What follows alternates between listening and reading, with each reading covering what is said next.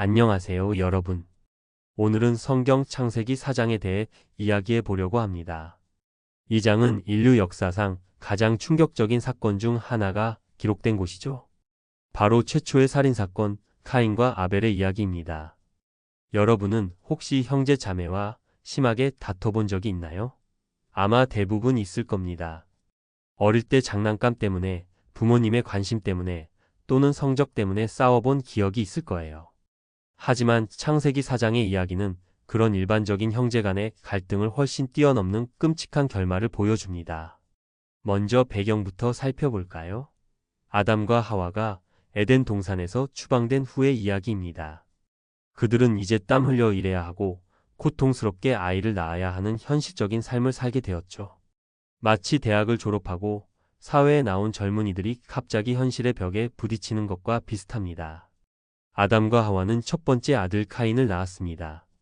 하와는 내가 여호와로 말미암아 한 사람을 얻었다라고 말했는데 이는 하나님께서 약속하신 구원자에 대한 기대가 담긴 말이었을 가능성이 높습니다.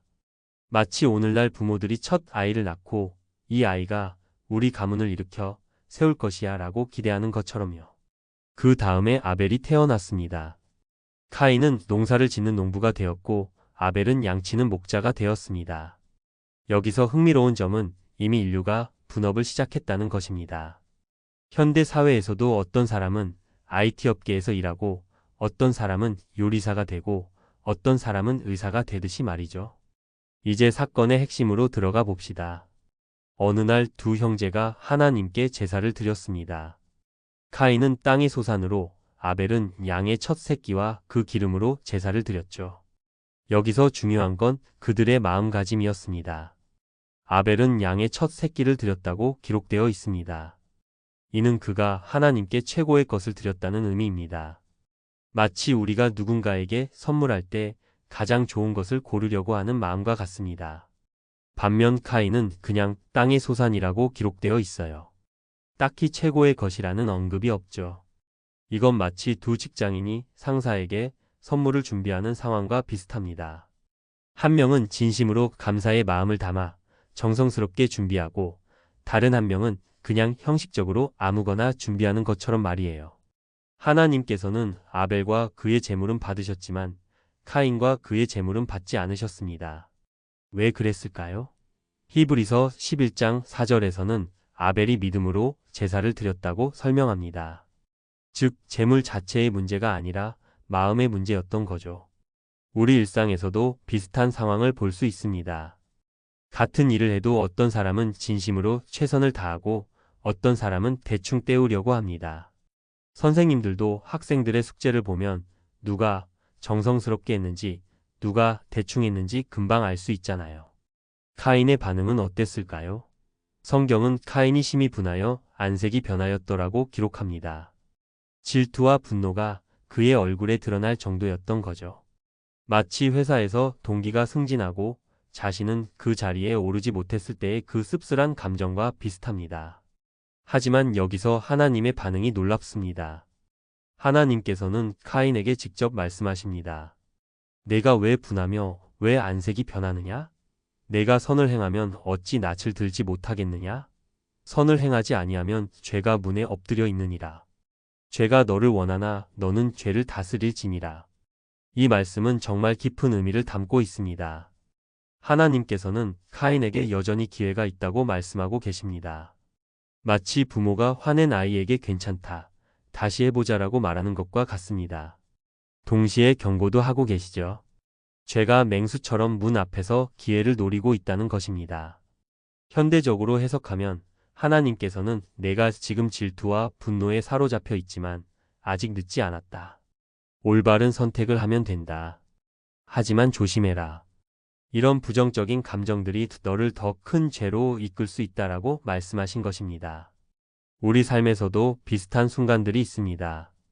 친구가 나보다 좋은 대학에 합격했을 때, 동료가 나보다 먼저 승진했을 때, 형제 자매가 부모님께 더 사랑받는 것 같을 때, 그 순간 우리는 선택의 기로에 섭니다. 그 질투와 분노를 건전한 경쟁심으로 승화시킬 것인가, 아니면 더 큰 죄에 빠질 것인가. 하지만 카인은 하나님의 경고를 무시했습니다. 성경은 이렇게 기록합니다. 카인이 그의 아우 아벨에게 말하되 우리가 들에 가자 하니라. 그들이 들에 있을 때에 카인이 그의 아우 아벨을 쳐 죽이니라. 이 짧은 문장 안에 얼마나 많은 계획과 악의가 담겨 있는지 생각해 보세요. 카인은 아벨을 외딴 곳으로 유인했습니다. 이는 우발적인 범죄가 아니라 계획적인 살인이었다는 것을 보여줍니다. 마치 현대의 범죄 드라마에서 보는 치밀한 계획처럼 말이에요. 여기서 우리가 주목해야 할 점은 죄의 진행 과정입니다. 처음에는 단순한 질투였습니다. 그 다음에는 분노가 되었고 결국 살인으로 이어졌습니다. 마치 작은 거짓말이 점점 더 큰 거짓말로 발전하고 작은 절도가 더 큰 범죄로 이어지는 것과 같습니다. 심리학에서는 이를 범죄의 점진적 확대라고 부릅니다. 처음에는 작은 일탈에서 시작하지만 점차 더 큰 일탈로 발전한다는 것이죠. 카인의 경우도 마찬가지였습니다. 살인 후 하나님께서는 카인에게 묻습니다. 내 아우 아벨이 어디 있느냐? 물론 하나님께서는 모든 것을 아시지만 카인에게 회개할 기회를 주신 것입니다. 마치 부모가 잘못한 아이에게 정말로 내가 한 거야? 라고 물으면서 솔직하게 말할 기회를 주는 것과 같습니다. 하지만 카인의 대답은 더욱 충격적입니다. 내가 알지 못하나이다. 내가 내 아우를 지키는 자니까. 거짓말에 더해 뻔뻔함까지 보여준 것입니다. 현대로 치면 CCTV에 다 찍혔는데도 나 아니야 라고 잡아떼는 것과 같습니다. 특히 내가 내 아우를 지키는 자니까? 라는 말은 정말 씁쓸합니다. 형은 동생을 보호해야 할 책임이 있는데 오히려 해를 끼친 것입니다. 마치 선배가 후배를 괴롭히거나 형이 동생을 학대하는 현대의 사례들과 비슷합니다. 하나님께서는 카인에게 심판을 선언하십니다. 땅이 카인에게 더 이상 그 효력을 주지 않을 것이고 그는 떠돌이가 될 것이라고 하셨습니다. 농부였던 카인에게는 이보다 더 큰 저주가 없었을 것입니다. 마치 의사가 의사 면허를 박탈당하거나 요리사가 미각을 잃는 것과 같은 상황입니다. 카인의 반응은 어땠을까요? 내 재벌이 지기가 너무 무거우니이다. 여기서야 비로소 자신의 죄를 인정합니다. 하지만 이는 진정한 회개가 아니라 처벌이 무겁다는 불평에 가까웠습니다. 마치 법정에서 판결을 받고 형량이 너무 무겁다고 항의하는 범죄자와 같습니다. 카인은 계속해서 자신의 걱정을 털어놓습니다. 주께서 오늘 이 지면에서 나를 쫓아내시온즉 내가 주의 낯을 배웁지 못하리니 내가 땅에서 피하며 유리하는 자가 될지라. 나를 만나는 자마다 나를 죽일까 하나이다. 여기서 흥미로운 점은 카인이 다른 사람들에게 죽임을 당할 것을 두려워했다는 것입니다. 그런데 당시에는 아담, 하와, 그리고 카인만 있었던 것 아닌가요? 이는 성경학자들 사이에서도 많은 토론이 있는 부분입니다. 한 가지 가능성은 당시 이미 아담과 하와 사이에 다른 자녀들이 있었다는 것입니다. 성경은 주요 인물들만 언급하고 있을 가능성이 높습니다. 마치 역사책에서 유명한 인물들만 기록하고 일반 백성들의 이름은 생략하는 것처럼 말이에요. 또 다른 가능성은 카인이 미래에 태어날 사람들을 염려했다는 것입니다. 어쨌든 카인은 자신의 안전을 걱정했고 이에 대해 하나님께서는 놀라운 반응을 보이십니다.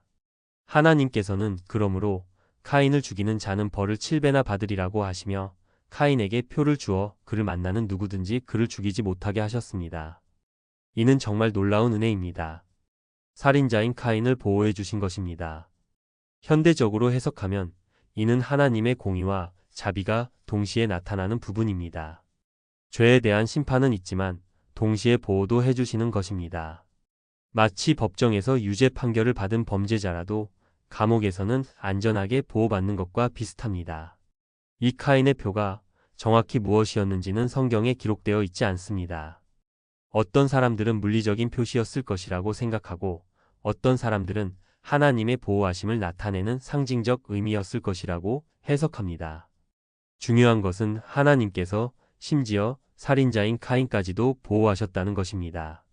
카인은 하나님의 앞을 떠나 에덴 동쪽 놋 땅에 거주했습니다. 놋이라는 이름은 방랑이라는 뜻입니다. 정말 적절한 이름이죠. 카인은 이제 영원한 방랑자가 된 것입니다. 하지만 여기서 이야기가 끝나지 않습니다. 카인이 아내를 알았더니 그가 임신하여 에녹을 낳았다고 기록되어 있습니다. 다시 한번 카인의 아내는 누구였을까? 라는 질문이 생깁니다. 가장 가능성 높은 설명은 아담과 하와의 다른 딸이었을 것이라는 것입니다. 당시에는 근친혼이 불가피했을 것입니다. 유전학적으로도 초기 인류는 유전자가 깨끗했기 때문에 근친혼으로 인한 문제가 없었을 것으로 추정됩니다. 마치 처음 만들어진 기계는 부품이 완벽하지만 시간이 지나면서 점차 마모되는 것과 같은 원리입니다. 카인은 성을 건설하고 그 성의 이름을 아들의 이름을 따서 에녹이라고 했습니다. 여기서 우리는 카인의 심리를 엿볼 수 있습니다. 그는 방랑자가 되었지만 동시에 안정을 추구했습니다. 성을 건설한다는 것은 정착하겠다는 의지의 표현입니다. 현대 사회에서도 비슷한 현상을 볼 수 있습니다. 큰 실패를 경험한 사람들이 새로운 곳에서 다시 시작하려고 할 때 때로는 더 웅장한 계획을 세우기도 합니다. 마치 자신의 과거를 지우려는 듯이 말이에요. 성경은 카인의 후손들을 쭉 나열합니다. 에녹, 이랏, 무후야엘, 무드사엘, 라멕. 그리고 라멕에 이르러 또 다른 중요한 사건이 일어납니다. 라멕은 두 아내를 취했는데 이는 성경에 기록된 최초의 일부 다처제입니다. 하나님께서 원래 계획하신 것은 한 남자와 한 여자의 결합이었는데 인간의 죄로 인해 하나님의 계획에서 점점 멀어지고 있는 것을 볼 수 있습니다. 더욱 충격적인 것은 라멕의 고백입니다. 그는 자신의 아내들에게 이렇게 말합니다. 아다와 실라여 내 목소리를 들으라. 라멕의 아내들이여 내 말을 들으라. 나의 상처로 말미암아 내가 사람을 죽였고 나의 상함으로 말미암아 소년을 죽였도다. 카인을 위하여는 벌이 7베이거니와 라멕을 위하여는 벌이 77베이리로다. 이 말은 정말 끔찍합니다. 라멕은 자신을 다치게 한 사람을 죽였다고 자랑스럽게 말하고 있습니다. 그것도 어린 소년까지 죽였다고 합니다. 더 나아가 하나님께서 카인을 7배로 벌하신다면 자신은 77배로 벌해달라고 도전적으로 말하고 있습니다. 이는 죄의 확산과 심화를 보여주는 대목입니다. 카인의 살인은 질투에서 비롯된 것이었지만 라멕의 살인은 복수와 폭력의 확대 재생산입니다. 마치 현대 사회의 보복 범죄나 갱단 간의 폭력처럼 말이에요. 흥미롭게도 라멕의 아들들은 문명을 발달시키는 데 기여했습니다. 야발은 장막에 거주하며 가축을 치는 자의 조상이 되었고 유발은 수금과 퉁소를 잡는 모든 자의 조상이 되었으며 두발가인은 구리와 세로, 각양 날카로운 기구를 만드는 자가 되었습니다. 이는 정말 흥미로운 대조입니다. 카인의 후손들은 한편으로는 폭력과 죄악으로 가득했지만 다른 한편으로는 문명을 발달시켰습니다. 목축업, 음악, 금속 가공업. 이 모든 것이 카인의 후손들로부터 시작되었다고 기록되어 있습니다. 현대 사회에서도 비슷한 현상을 볼 수 있습니다. 때로는 도덕적으로 문제가 있는 사람들이 뛰어난 재능을 가지고 있기도 합니다. 예술가, 음악가, 과학자 중에는 개인적으로는 문제가 많았지만 인류 문명에 큰 기여를 한 사람들이 많습니다. 이는 우리에게 중요한 교훈을 줍니다. 하나님께서는 심지어 죄인들의 재능조차도 인류 전체의 유익을 위해 사용하실 수 있다는 것입니다. 하지만 동시에 재능이 있다고 해서 죄가 정당화되는 것은 아니라는 점도 분명합니다. 이제 창세기 4장의 마지막 부분으로 넘어가 봅시다. 아담이 다시 아내를 알았더니 아들을 낳아 이름을 셋이라고 하였습니다. 하와가 말했습니다.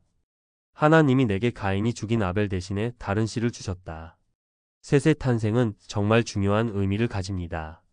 아벨은 죽었고 카인은 하나님을 떠났습니다. 그렇다면 하나님의 약속은 어떻게 될까요? 에덴 동산에서 약속하신 여자의 후손은 누구를 통해 올까요? 바로 셋을 통해서입니다. 셋은 아벨을 대신하여 주어진 선물이었습니다. 마치 잃어버린 자녀를 대신하여 주어진 새로운 희망과 같았습니다.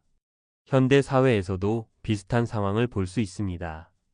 큰 상실을 경험한 가정에 새로운 생명이 태어났을 때 그것이 얼마나 큰 위로와 희망이 되는지 말이에요. 물론 잃어버린 것을 완전히 대체할 수는 없지만 새로운 시작의 의미를 가집니다. 셋에게도 아들이 태어났는데 그의 이름을 에노스라 하였습니다. 그리고 여기서 중요한 기록이 나옵니다. 그때 사람들이 비로소 여호와의 이름을 불러 예배하기 시작하였더라. 이 구절은 정말 의미심장합니다. 카인의 후손들이 문명을 발달시키고 있을 때 셋의 후손들은 하나님을 예배하기 시작했다는 것입니다. 여기서 우리는 두 가지 다른 길을 볼 수 있습니다. 하나는 하나님을 떠난 문명의 길이고 다른 하나는 하나님과 함께하는 신앙의 길입니다. 현대 사회에서도 이런 대조를 볼 수 있습니다. 어떤 사람들은 물질적 성공과 기술적 발전에만 집중하고 어떤 사람들은 영적인 가치와 하나님과의 관계를 더 중요하게 생각합니다. 창세기 4장을 통해 우리가 배울 수 있는 교훈들은 정말 많습니다. 첫째, 하나님께 드리는 예배나 봉사에서 중요한 것은 외적인 형식이 아니라 내적인 마음가짐이라는 것입니다. 아벨의 제사가 받아들여진 것은 그의 믿음 때문이었습니다. 둘째, 질투와 분노는 더 큰 죄로 이어질 수 있다는 것입니다. 카인의 경우가 그 대표적인 예입니다. 처음에는 단순한 질투였지만 결국 살인까지 이르게 되었습니다. 셋째, 하나님께서는 죄인에게도 회개할 기회를 주신다는 것입니다. 카인에게 내가 선을 행하면 어찌 낯을 들지 못하겠느냐? 라고 말씀하신 것처럼 말이에요. 넷째, 죄에는 반드시 결과가 따른다는 것입니다. 카인은 농부였지만 더 이상 땅이 그 효력을 주지 않게 되었습니다. 하지만 동시에 하나님의 보호도 받았습니다. 다섯째, 문명의 발달과 도덕성은 별개의 문제라는 것입니다. 카인의 후손들은 문명을 발달시켰지만 도덕적으로는 더욱 타락했습니다. 여섯째, 하나님께서는 잃어버린 것을 다른 것으로 보상해 주신다는 것입니다. 아벨 대신 셋을 주셨던 것처럼 말이에요. 일곱째, 진정한 예배는 하나님의 이름을 부르는 것에서 시작된다는 것입니다. 셋의 후손들이 여호와의 이름을 불러 예배하기 시작했다는 기록이 그것을 보여줍니다. 현대를 살아가는 우리에게도 이런 교훈들이 여전히 유효합니다. 우리는 매일 선택의 기로에 섭니다. 질투할 것인가, 축복할 것인가, 분노할 것인가, 용서할 것인가, 하나님을 향해 갈 것인가, 하나님을 떠날 것인가. 카인과 아벨의 이야기는 단순한 옛날 이야기가 아닙니다. 그것은 오늘도 우리 삶 속에서 반복되고 있는 인간의 본성과 선택에 대한 이야기입니다. 직장에서 동료가 승진했을 때 우리의 반응은 어떤가요? 형제 자매가 더 성공했을 때 우리의 마음은 어떤가요? 우리가 최선을 다했는데도 인정받지 못했을 때 우리는 어떻게 반응하나요? 이런 순간들이 바로 카인이 직면했던 순간과 같습니다. 그리고 그 순간 우리의 선택이 우리의 미래를 결정합니다. 카인은 잘못된 선택을 했습니다. 하지만 우리는 다른 선택을 할 수 있습니다. 우리는 아벨처럼 하나님께 진심으로 나아갈 수도 있고 셋의 후손들처럼 하나님의 이름을 부르며 예배할 수도 있습니다. 창세기 4장에서 또 한 가지 주목할 점은 하나님의 일하심입니다. 인간이 죄를 짓고 실패해도 하나님의 계획은 계속 진행됩니다.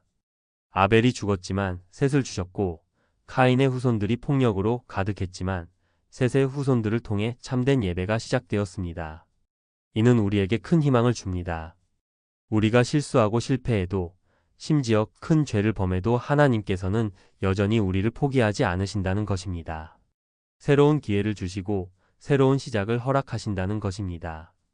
실제로 우리 주변을 보면 이런 일들을 자주 볼 수 있습니다.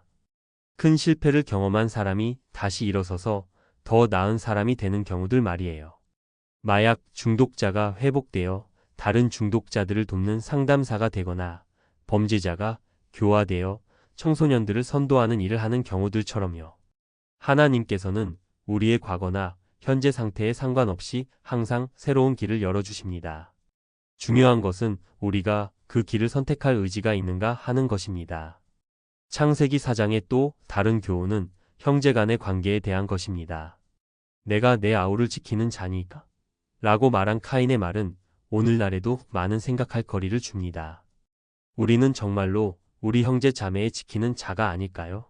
혈연관계의 형제 자매뿐만 아니라 인류라는 큰 가족의 일원으로서 서로를 돌볼 책임이 있는 것 아닐까요? 현대 사회의 많은 문제들이 바로 이런 태도에서 비롯됩니다. 그건 내 일이 아니야. 나만 잘 살면 돼 같은 이기적인 태도 말이에요. 하지만 성경은 우리가 서로의 지키는 자라고 가르칩니다. 예수님께서도 나중에 내 이웃을 내 자신과 같이 사랑하라고 말씀하셨습니다. 이는 카인의 질문에 대한 궁극적인 답변이기도 합니다. 그렇습니다. 우리는 우리 형제의 지키는 자입니다. 창세기 4장에서 우리가 놓치기 쉬운 또 하나의 교훈은 하나님의 인내와 사랑입니다. 카인이 동생을 죽이고도 하나님께서는 그를 즉시 멸하지 않으셨습니다. 오히려 보호해 주셨죠. 이는 하나님의 성품을 잘 보여주는 대목입니다. 하나님께서는 공의로우시지만 동시에 자비로우십니다. 죄에 대해서는 반드시 심판하시지만 동시에 회개할 기회도 주십니다. 현대 사회에서 우리는 종종 즉각적인 처벌이나 복수를 원합니다. 누군가 잘못했을 때 당장 벌을 받기를 바라죠. 하지만 하나님의 방식은 다릅니다. 인내하시며 기다리시고 회개의 기회를 주십니다. 물론 이것이 죄를 가볍게 여기거나 무책임하게 행동해도 된다는 의미는 아닙니다. 죄에는 반드시 결과가 따르고 그 결과는 종종 우리가 감당하기 어려울 정도로 무겁습니다. 카인의 경우처럼 말이에요. 창세기 4장을 통해 우리가 배울 수 있는 또 다른 중요한 교훈은 예배의 본질에 대한 것입니다. 아벨의 제사가 받아들여진 것은 그가 더 비싼 제물을 드렸기 때문이 아닙니다. 그의 마음가짐 때문이었습니다. 오늘날 우리의 예배는 어떤가요? 형식적으로 교회에 나가서 의례적으로 예배를 드리고 있지는 않나요? 아니면 정말로 하나님을 사랑하는 마음으로, 감사하는 마음으로 예배를 드리고 있나요? 예배는 단순히 일요일 교회에서 하는 것만이 아닙니다. 우리의 삶 전체가 예배가 될 수 있습니다.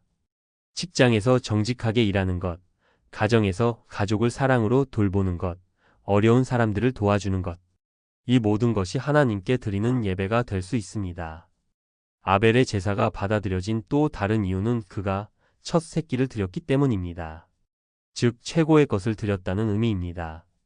우리는 하나님께 최고의 것을 드리고 있을까요? 시간으로 말하면 우리는 하루 중 가장 좋은 시간을 하나님께 드리고 있을까요? 아니면 피곤하고 지친 시간만 드리고 있을까요? 재물로 말하면 우리는 여유가 있을 때만 헌금하고 있을까요? 아니면 우선적으로 하나님께 드리고 있을까요? 재능으로 말하면 우리는 우리의 최고의 능력을 하나님의 일에 사용하고 있을까요? 아니면 세상 일에만 최선을 다하고 하나님의 일에는 남은 시간과 에너지만 사용하고 있을까요? 이런 질문들을 통해 우리는 자신의 신앙을 점검해 볼 수 있습니다. 카인처럼 형식적으로 드리는 예배인지 아니면 아벨처럼 진심으로 드리는 예배인지 말이에요. 창세기 4장에서 우리가 주목해야 할 또 다른 점은 죄의 전염성입니다. 카인의 살인은 그의 후손 라멕에게도 이어졌습니다. 오히려 라멕은 더 잔인하고 폭력적이었습니다. 이는 우리에게 중요한 경고를 줍니다. 우리의 죄는 단순히 개인적인 문제로 끝나지 않습니다. 우리의 자녀들에게, 후손들에게, 나아가 사회 전체에 영향을 미칩니다. 현대 사회에서도 이런 현상을 쉽게 볼 수 있습니다. 가정폭력은 대를 이어 반복되는 경우가 많고 부모의 나쁜 습관이 자녀들에게 그대로 전해지는 경우가 많습니다. 거짓말하는 부모 밑에서 자란 아이는 거짓말을 당연하게 여기고 화를 잘 내는 부모 밑에서 자란 아이는 감정 조절에 어려움을 겪습니다.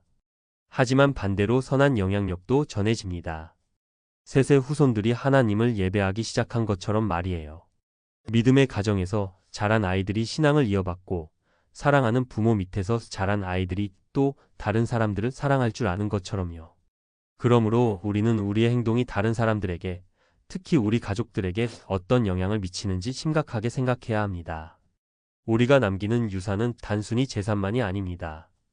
우리의 성품, 우리의 가치관, 우리의 신앙이 모두 유산이 됩니다. 창세기 4장의 마지막 부분에서 그때 사람들이 비로소 여호와의 이름을 불러 예배하기 시작하였더라는 구절은 정말 중요합니다. 이는 조직화된 예배의 시작을 의미하기도 합니다. 개인적인 신앙에서 공동체적인 신앙으로의 발전을 보여주는 것입니다. 혼자만의 믿음이 아니라 함께 모여 하나님을 예배하는 공동체가 형성되기 시작한 것입니다. 현대 사회에서도 이런 공동체적 신앙의 중요성을 볼 수 있습니다. 혼자서는 신앙을 유지하기 어렵지만 신앙 공동체 안에서는 서로 격려하고 도우며 신앙을 굳건히 할 수 있습니다. 교회, 성경 공부 모임, 기도 모임 등이 바로 이런 역할을 합니다. 서로의 믿음을 격려하고 어려울 때 함께 기도해주고 기쁠 때 함께 감사하는 공동체 말이에요. 셋의 후손들이 여호와의 이름을 부르기 시작했다는 것은 또 다른 의미도 있습니다. 그들이 하나님과 인격적인 관계를 맺기 시작했다는 의미입니다. 단순히 하나님의 존재를 인정하는 것이 아니라 하나님께 기도하고 하나님과 교제하기 시작했다는 것입니다. 이는 오늘날 우리에게도 중요한 교훈을 줍니다. 진정한 신앙은 하나님에 대한 지식이나 교리적 이해만으로는 충분하지 않습니다. 하나님과의 인격적인 만남과 교제가 있어야 합니다. 하나님의 이름을 부른다는 것은 하나님을 의지한다는 의미이기도 합니다. 어려울 때 하나님께 도움을 구하고 기쁠 때 하나님께 감사하며 매 순간 하나님과 함께 동행한다는 의미입니다. 창세기 4장을 통해 우리는 인류 역사의 초기 모습을 볼 수 있습니다. 죄의 시작, 문명의 발달, 폭력의 확산, 그리고 참된 예배의 시작까지 이 모든 것이 압축적으로 담겨 있습니다. 이는 마치 우리 개인의 삶의 축소판과도 같습니다. 우리 각자의 삶에도 죄와의 투쟁이 있고 성장과 발전이 있으며 때로는 실패와 좌절도 있습니다. 하지만 무엇보다 중요한 것은 하나님과의 관계입니다. 카인의 후손들처럼 하나님을 떠나 세상적인 성공만 추구할 수도 있고 셋의 후손들처럼 하나님과 함께 동행하는 삶을 살 수도 있습니다. 선택은 우리의 몫입니다. 창세기 4장은 또한 하나님의 구원 계획의 연속성을 보여줍니다. 아담과 하와가 범죄했을 때 약속하신 여자의 후손에 대한 약속이 셋을 통해 계속 이어집니다. 비록 아벨이 죽고 카인이 하나님을 떠났지만 하나님의 계획은 멈추지 않았습니다. 이는 우리에게 큰 위로가 됩니다. 우리가 실패하고 좌절해도 심지어 큰 죄를 범해도 하나님의 구원 계획은 계속 진행됩니다. 하나님께서는 우리의 연약함과 실패까지도 그분의 계획 안에서 사용하십니다. 결론적으로 창세기 4장은 우리에게 많은 것을 가르쳐 줍니다. 진정한 예배가 무엇인지, 질투와 분노의 위험성이 무엇인지, 하나님의 은혜가 얼마나 크신지, 그리고 우리가 서로에게 어떤 책임을 지고 있는지를 보여줍니다. 카인과 아벨의 이야기는 단순한 고대의 전설이 아닙니다. 그것은 오늘도 우리 안에서, 우리 주변에서 계속 일어나고 있는 이야기입니다. 매 순간 우리는 카인이 될 것인지, 아벨이 될 것인지, 아니면 셋의 후손처럼 하나님을 예배하는 자가 될 것인지를 선택해야 합니다. 여러분은 어떤 선택을 하시겠습니까? 질투와 분노에 사로잡혀 파괴적인 길을 걸을 것인가요? 아니면 하나님께 진심으로 나아가 참된 예배자가 될 것인가요? 창세기 4장의 메시지는 분명합니다. 하나님께서는 우리 각자를 사랑하시고 우리에게 선택의 자유를 주셨습니다. 카인에게도 내가 선을 행하면 어찌 낯을 들지 못하겠느냐? 라고 말씀하셨던 것처럼 오늘도 우리에게 올바른 선택을 할 기회를 주고 계십니다. 그 선택은 거창한 것이 아닙니다. 매일의 작은 선택들에서 시작됩니다. 질투할 것인가, 축복할 것인가, 분노할 것인가, 용서할 것인가, 하나님께 형식적으로 나아갈 것인가, 진심으로 나아갈 것인가? 이런 작은 선택들이 모여서 우리의 인생을 만들어갑니다. 그리고 우리의 인생은 다른 사람들에게, 특히 우리 가족들에게 영향을 미칩니다. 창세기 4장의 이야기가 오늘 우리에게 주는 메시지를 마음에 새기며 매일 하나님을 기쁘시게 하는 선택을 하며 살아가시기를 바랍니다. 카인의 길이 아닌 아벨의 길을, 그리고 셋의 후손들의 길을 선택하시기를 바랍니다. 하나님께서는 오늘도 우리를 사랑하시고 우리의 예배를 기다리고 계십니다. 진심으로 최선을 다해 하나님께 나아가는 우리 모두가 되기를 소원합니다. 감사합니다.